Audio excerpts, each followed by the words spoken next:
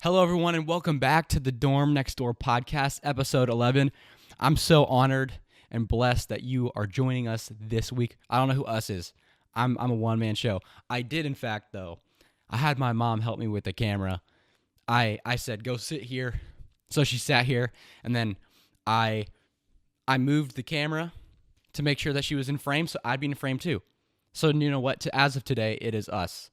So we thank you for joining us this week, taking a busy week and figuring out a half an hour, 45 minutes, however long this episode runs, to listen to this episode, and I'm just so thankful for that. That being said, though, as I say, every week is an adventure in our country, in the world. Every week is eventful, and I think they do it on purpose. Those that control media, they try and make every year, they ramp it up just a little bit.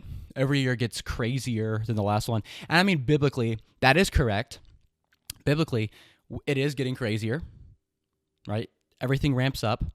As Jesus said, there will be wars and rumors of wars. There will be famines. There will be earthquakes, all these things before the coming of the Son of Man. So, in a way, right, yeah, it is getting crazier. It's getting pretty crazy, really crazy. Sometimes it tames down. But it is a crazy time to be on the right politically in our country. Because it's literally like, who do you listen to? Me, myself, I do find myself going back and forth on some people, how I feel about some people. I'm not necessarily going to talk about said people right now because I don't know enough. I don't know enough to be somebody to comment on any. For the few people that listen to this and take my opinion, I'm not going to try and drift you away from any specific characters on the right that you're listening to politically right now. And you know most likely who those few people are, right? But I will talk about other people that you might not know about. This episode is meant to be a way for you to test. It's meant to be the litmus test for detecting if somebody is a bad faith actor in your life. If somebody that you're listening to has the ideals, puts a foreign country as a priority over the United States, and whether or not they're going to lie to you for said country's agenda. Now, this is a huge problem that we have in our country today. It is recognized, by most people that they're being affected by corporations. They're constantly under the rhetoric of corporations, government in a way, businesses. Consumerism is on the rise, always has been. But what if it's not even the interests of the United States that you're listening to? And this is one of the big themes of my podcast because it's all I experience in a week. Politically, I talk about Israel most of the time nowadays. A year ago, it was different. A year ago, it was, oh my gosh, Trump just got elected. I'm so excited. That was a year ago. A lot can change in a year. A lot has changed about me in a year. I mean, I'm 18 years old, and I'm still figuring out what I believe on certain key issues. And then again, if I still think the exact same way I think today, 5 years from now, 10 years from now, then I failed. I should be changing my mind. I was a kid 4 years ago during the 2020 election. I was a kid, and I thought differently about the election, the candidates, than I do today. So I challenge the people listening to this podcast to wonder, if you haven't already, to really wonder and think about the people that I'm going to talk about. Because some of them are good people. Well, one of them is a good person. He's a good guy. But we have to understand, as in our country today, influencers have so much control, and this is recognized by people with money. It's completely recognized. They know what they're doing. Their job is to target us with said influencers. So sponsorships are on the rise. Commercials on TV are not as effective as something that you see in the background of a video that you're scrolling past online, and that's just true. So what I want to talk about is that now Israel is going to be hiring influencers. I did an entire episode on this a couple months ago, and I think this was at the beginning of November or the end of October. And it was talking about this new operation that's going on where you're now being tracked at church on the West Coast in states like Colorado, Arizona, and mainly California, when you're being tracked at church to be targeted with these ads. But that's the thing, is they have to have a group of people to funnel these advertisements through. And it's not just going to be specific advertisements. It's going to be rhetoric, propaganda that is spewed out from influencers that you're already going to be seeing on your feed on a regular basis. Now, I don't have it with me, but there is already an established theoretical list of possible influencers that Show Faith by Works, the LLC that is in charge of all this money funneling, is going to try and target and get to be a part of this ad campaign, to be a part of this campaign, this social media campaign that is going to seriously ramp up over the last few months. But we need to not think that is going to be right in our faces. In fact, a lot of the things that are put in front of us are put in front of us so incredibly well that it's simply hidden in plain sight. It can mean that these people are going to be paid to try and get us to change our minds just a little bit about the issue. Now, I think that our government is pretty good. The Israeli government is pretty good at controlled opposition. So what are you going to see now? You're probably going to see people that seem to support Palestine, seem to support Israel, seem to oppose Israel, that are going to be on Israel's payroll because their opinion is going to be specific to the type of person that will begin to change their minds about the issues, to question Israel less. So do not put it past you that these people might not be all up in our face with their support for Israel. They actually might be pretty subtle. They might have opinions that you and I will probably agree with. They might oppose what's going on in Gaza. They might oppose Israel's blockade of foreign aid, which has been condemned by the UN. They might oppose these things. But they might have some aspects that get us to shift our attention from one thing to the next. And the main thing is that if you're a Christian in America right now, I can promise you, you are the key demographic to be targeted with these things. That's why you saw churches on the list. You didn't see mosques, right? You didn't obviously see synagogues, and there's groups of Jews, a large amount of Jews in the United States that do not support Zionism. They're anti-Zionist. They do not support the state of Israel. They see it as working against their religion. They see it as against their values as Jews. They're not targeting these people. They're not targeting atheists. They're targeting Christian evangelicals. They're going to be targeting Baptists.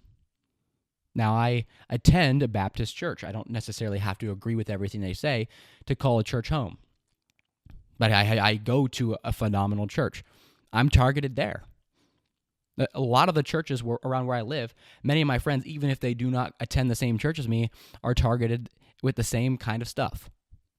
I don't necessarily think that they're targeting Orthodox Christian churches. I don't see Catholic churches on the list as much. But if you're a Christian American, the stronghold that Zionism has on our demographic is so strong. We supply a lot of the money. We supply the support. And the support has largely been unwavering in the United States for the last few decades. Sure, it isn't 100% unconditional, but it is largely unconditional. Largely, Israel has gotten whatever they wanted, and they know who they're getting it from. Their support group in the United States is us Christians. It's evangelical Christians.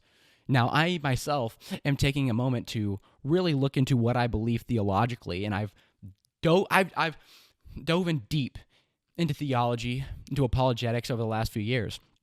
But even as I go further, I would still consider myself to be a part of this targeted demographic. They want you and they want I. They want me and they want you on the flip side. It's very, very dark. It's very, very interesting. But it is kind of something that we should expect as Christians because we are the most targeted group of people by Satan. Satan hates us, but Satan also wants people to avoid the truth as well. But once we become Christians, something that he can also do to use us to further his agenda is to get us to be unconditional Zionists and unconditionally support a state in the Middle East and to not even question it.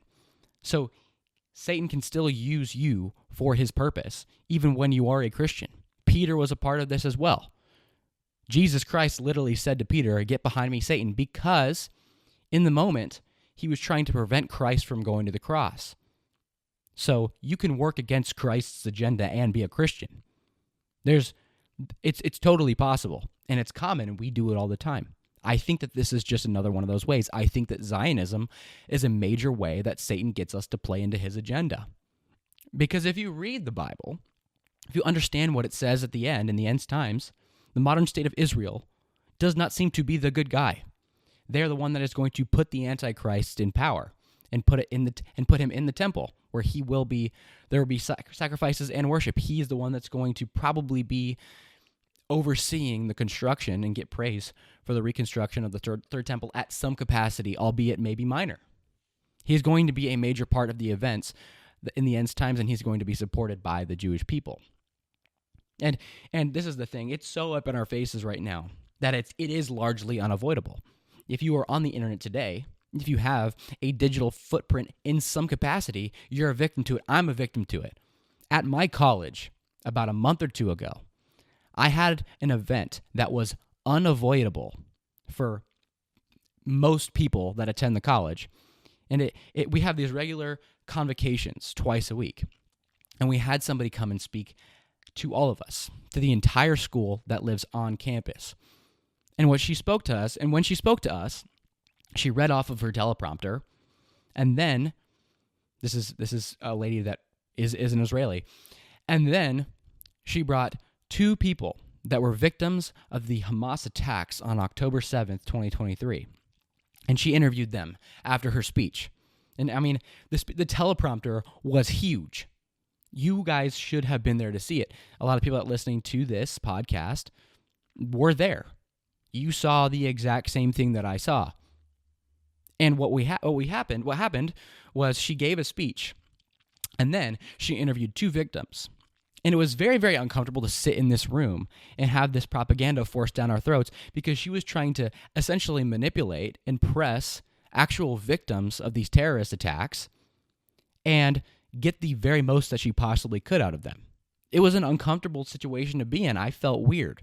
A lot of us, half of us in the room, thought it was very, very weird. We felt very, very uncomfortable. It was very, very, as I keep saying, very, very, it was very, very, very, very, very, very weird. It was dark. It was creepy.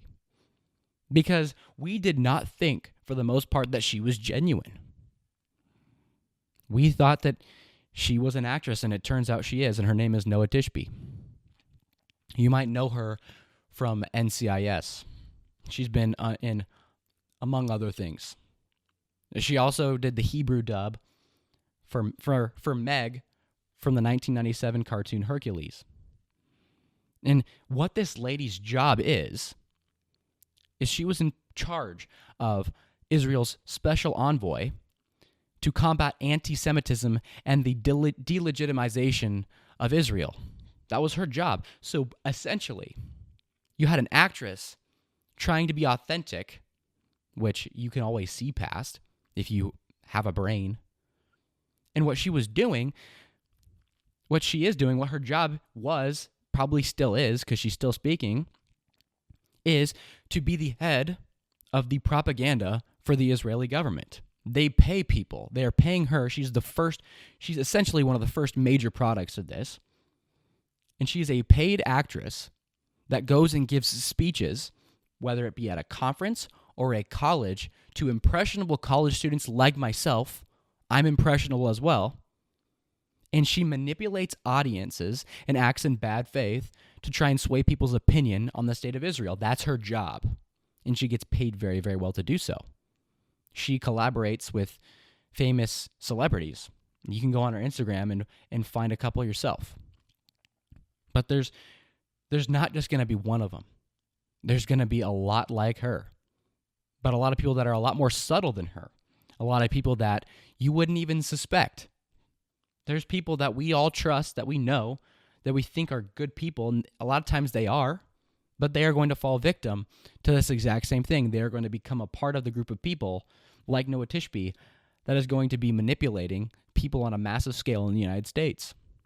And it's only going to get worse until we all recognize and see that this is happening, and then we all put our tinfoil hats on, and we get really, really skeptical of everybody. I think that's the only way to do it, is to really watch these people's actions. Watch who these people are. A lot of the time, even though Israel doesn't have to register under FARA, specifically AIPAC, the money is registered, specifically as it relates to the list of churches and also the way that this money is being handled. It is under FARA. That is specifically under FARA. So there's a way that we can start to figure out how this is happening, who this money is going to. We'll most likely be able to know, unless they, which they're very, very smart people, figure out how to funnel the money to them without us being able to recognize it. So right now, I think the thing that we have to do is start by being really, really skeptical of the people that we listen to, as you always should be. But it's scary. Like I said, I'm going to go back to it. It was largely unavoidable. For thousands of us, there's an overflow room too. We had to sit there and get one side of the story. Everything that Noah Tishby wanted to say, and she got written by a blank check by our college to do so, pretty much, was we sat there and we listened and we took in everything that she said. No fact check. No way of telling if she was lying to us or not. And I know people can say things that are inaccurate all the time. But in this specific situation, her efforts were so great to get us to believe something, and she was putting so much effort into manipulating all the thousands of people in the room that it would only be fair to have somebody counteract that at least a little bit. But these people got given the best setup out of anybody else that had spoken there. It's the first time that I saw a lot of those people that help facilitate this event wearing suits that are usually casual people that dress like you and me on a normal day. And that specific event, that specific convocation, was the only one where I saw these people wearing suits. They dressed up for that. And they wouldn't dress up for anybody else. They haven't, at least. I don't know. I have one semester under my belt. But I'm not being picky about that. But it's just to try and paint a picture of how real this is, of how great the efforts are, about how much influence these people have over our country and many institutions that are Christian. As Christians, we are falling vulnerable to this Satanist idea of Zionism every day. I was a victim of this from the time I understood Israel until about a little over a year ago, when I really started to ask the question is why? And that's the thing, a lot of us are asking why. And you can't ask why. And that's why everybody is becoming so worked up about this. It's because the effort, the work put forth to divert all of your attention from this idea, from asking questions, to demonize people and call them anti-Semitic for asking questions, is only going to make their problem bigger. It's only going to make more people trust them much less. Well, another guy that I want to talk about, and I think that this is hilarious, is while a lot of people that you notice are trading in the good old 30 pieces of silver for now $7,000 checks, some of these people are making millions of dollars, and they work in our government. Mike Huckabee, who's a Christian evangelical, he's probably not a bad guy. Like, we shouldn't define people's value by their support for Israel. We shouldn't decide if we like somebody or not based off their support for Israel, but it is a good indicator to see if somebody is biased, compromised, a shill in extreme cases, or they're somebody that we should trust. And I don't trust him because he is the United States ambassador to Israel. Now, an ambassador is somebody that is supposed to represent the United States interests to the foreign country that they go to. So he's the United States foreign ambassador to Israel. And he started his first day of work. He was sworn in on April 9th of this year. And then his first day of work was April 21st. You know what he did 3 days before that on April 18th? He went to Israel and he kissed the Western Wall. That was his first order of business. That was his little inauguration. That was his little new job hire celebration, or whatever you want to call it. That's the first thing that he did. He went and he prayed there. Now, I'm not saying he didn't pray to God while he was home, but it's a big indicator to, okay, maybe even before you start the job, if these are the actions that you're taking, are you really going to be the ambassador to the United States? Mike Huckabee is not our United States ambassador to Israel. He's the Israeli ambassador to the United States, obviously. Because you know what he's done since being the ambassador? He's largely harmed our relationships with allies much more valuable than Israel. He has condemned both three countries specifically. He's condemned the UK, Canada, and France for simply criticizing Israel. He condemns France for recognizing Palestine as a state, for recognizing Palestine's existence. And we're supposed to think that this guy is representing the United States' interest? Like, how? What is he doing for America? And he is he is a very, very big supporter. He's a massive supporter. While he's a staunch critic of France, he's a huge supporter for the $3.8 billion that we give to Israel every year. He's a very, very strong supporter in that. That's all he does. He'd probably give a lot more if he could. But the thing is over the last few decades, he has made millions of dollars speaking for the Israeli cause. He's been paid millions of dollars. He hosts fundraisers. He does all these things. So what makes you think that he's going to be tough on their country? What makes you think that he's going to think about us at all? I don't even think he keeps the United States in the back of his mind. I think his goal is to appease the overlords that put him in the position that he's in today. Because I guarantee you, those people are saying to him, we brought you here, we got you here, we paid you, so you're going to do what we tell you. That's literally how the United States has operated politically, I think, since the 1980s. It is. AIPAC gave you enough money, we endorsed you, we got you into Congress, we got you to the presidency, now you work for us. And there's probably some blackmail involved in that too. But you work for us now. He doesn't work for us. He should. Most of Congress should. I talk about this a lot now because it's just the issue. This is the issue of the year. This is like the red pill of my generation. It's, wait, what's going on? Wait, what? Who has more influence than the United States does over its own people? It's Israel. Their influence is so strong that there comes a point where a large amount of people are going to be compromised within and outside the government. They're coming at us from all angles. They make the textbooks that we read in school, public and private, a lot of the time. They own the politicians that make the laws. They own the media companies. They own the banks. That's the big one. You can control the banks. I think you can get everything else. But all this is to further the Zionist agenda. I'm not the first person to say this. And if I am the first person to tell you anything like this, if you're hearing this for the first time coming from me, well then praise God. But at the same time, welcome to the show. Welcome to the flippin' show. Because this is it. This is our fight. This is our battle. This is for our country. Where I live, anonymous, where I live, I'm starting to watch my own community slip away. And we are literally losing our country in the forms of who our government cares about, whose interests they put forth, and it's not you or I, and also the millions of people that are coming through our country. Millions of people. In the state that I live in, California, the 1980s was the defining moment for the direction that the state was going to go in the future. And I'm watching as it gets worse and worse and worse and worse. The 1980s, Ronald Reagan granted amnesty to a bunch of illegal immigrants.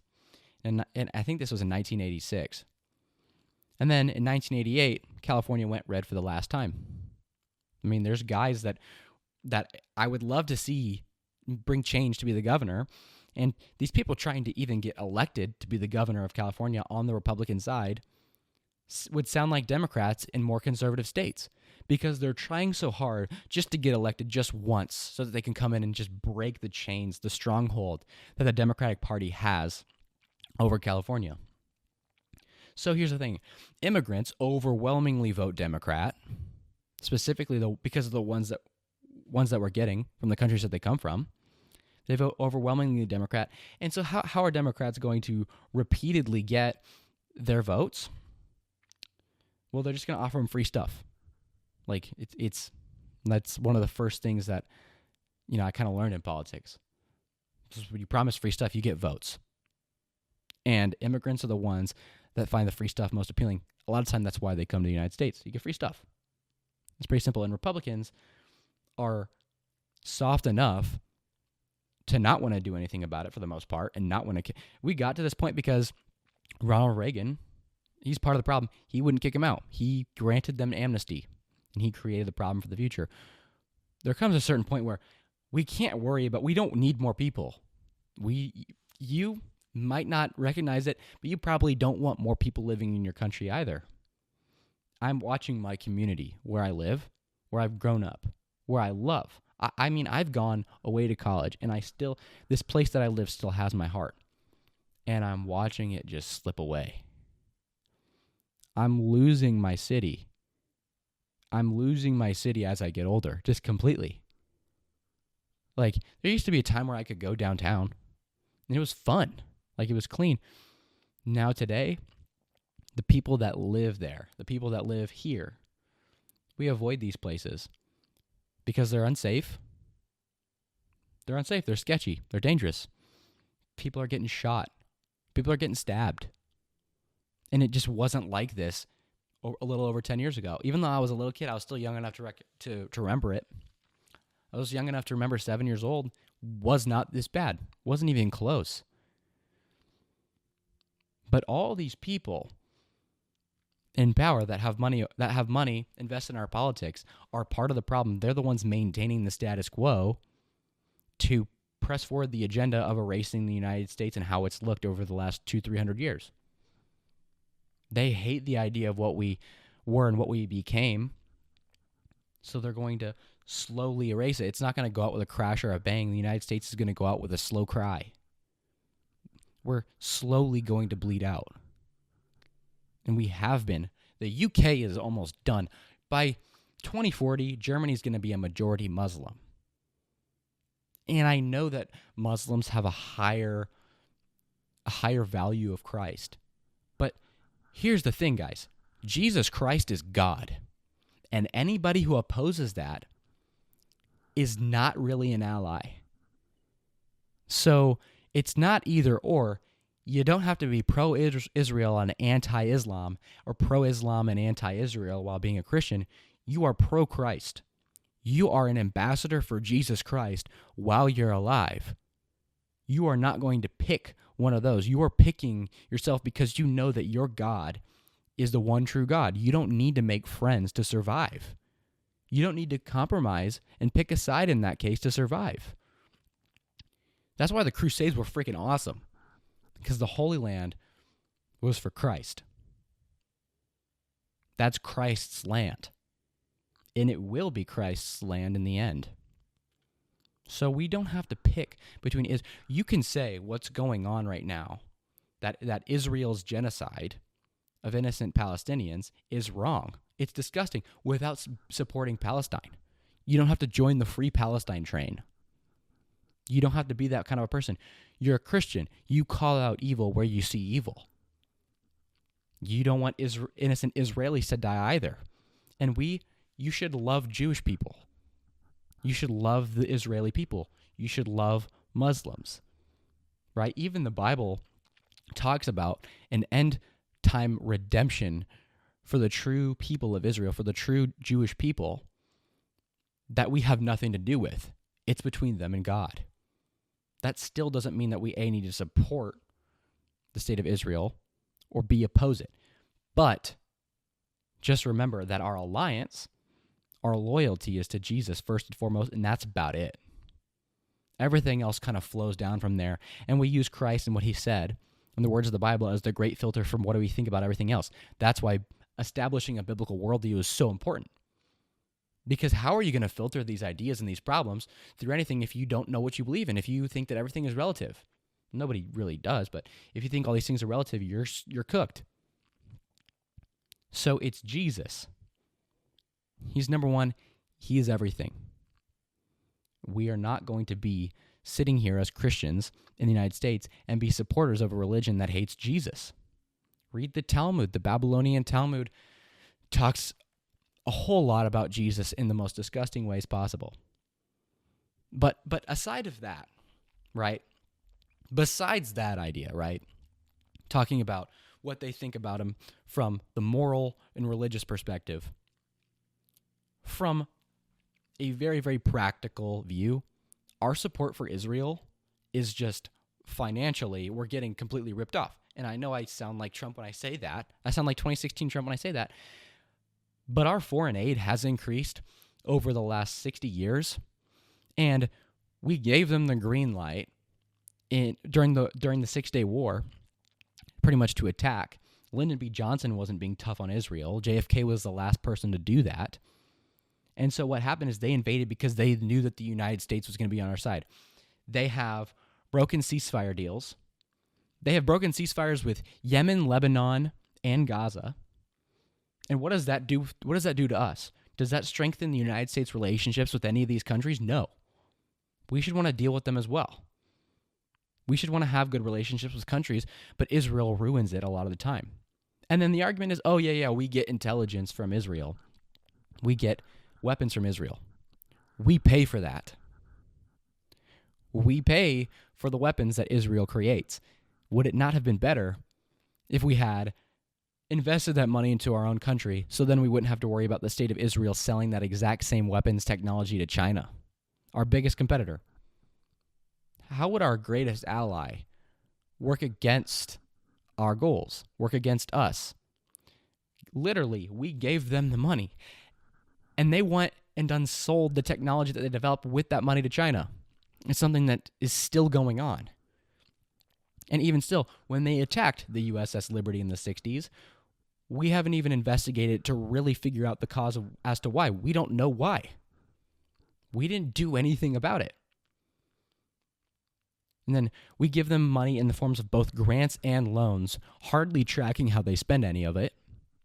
And so they make annually about $50 million worth of taxpayer money in the form of the interest that we make off of the money that we give them. So they're ripping us off. We give them money, and then we have to give them more money because they are making interest, which costs more taxpayer dollars. That's you and that's me paying for that. And we're getting nothing.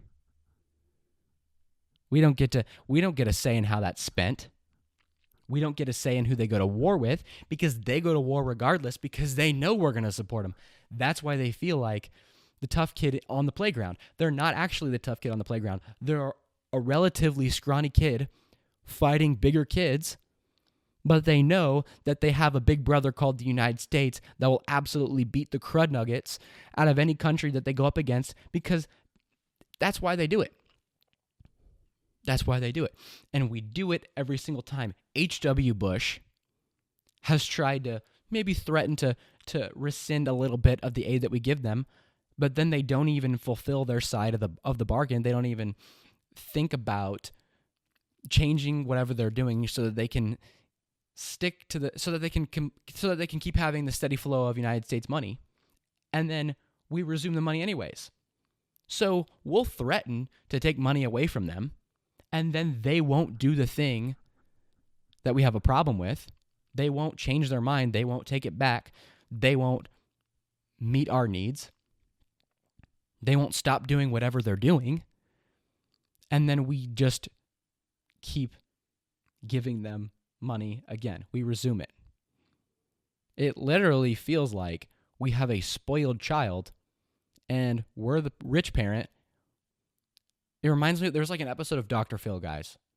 And it was this Beverly Hills kid. She was like 15. And her mom was an orthodontist. And she wanted a G-Wagon, okay? And her mom was like, you're not getting the G-Wagon. What do you think she got? She got the G-Wagon. I think that it was like, she had to do something. Maybe it was like to get her grades up. There was, I think, a condition in this. And even if there wasn't, I'm trying to paint a good picture. And so here's what happened, guys. She got the money. She got the G-Wagon. She didn't get her grades up. We're literally like the United States. We say, okay, we'll give you the G-Wagon. You just have to get your grades up or you have to behave. You got to do something. You got to get a job. And then Israel won't do that. And then we'll be like, here's the G-Wagon anyways. Like, what the heck? But there's a theory, guys. There's a theory. The reason why the United States does this very thing is because they threaten to use nukes. I know it's not, I say with air quotes, agreed upon as to if Israel actually has nukes. They have nukes. They've had nuclear technology since the 60s or before that. But they threaten to use nukes. It's one of the worst things that we ever did as a world, is give people the ability to make threats like these. Because if they actually do, everybody knows the entire world ends. So we're going to bend as the United States to Israel's needs. Even when they break United States laws. They broke our laws when they carpet bombed Yemen. They break our laws when they illegally take land in the Golden Heights and Jerusalem in the Gaza Strip. There's coming a day, guys, where we are going to stand up, and it's starting today.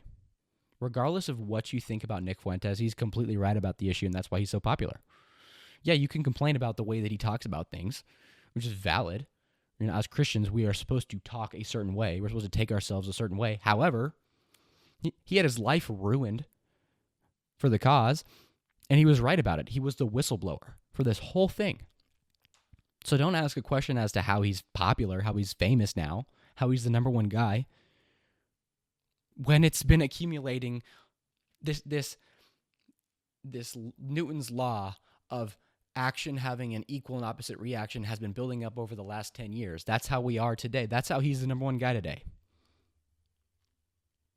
As we move forward as a country, America First is replacing MAGA. It's completely replaced MAGA ever since Trump asked who's Jeffrey Epstein. Since that moment, it was over.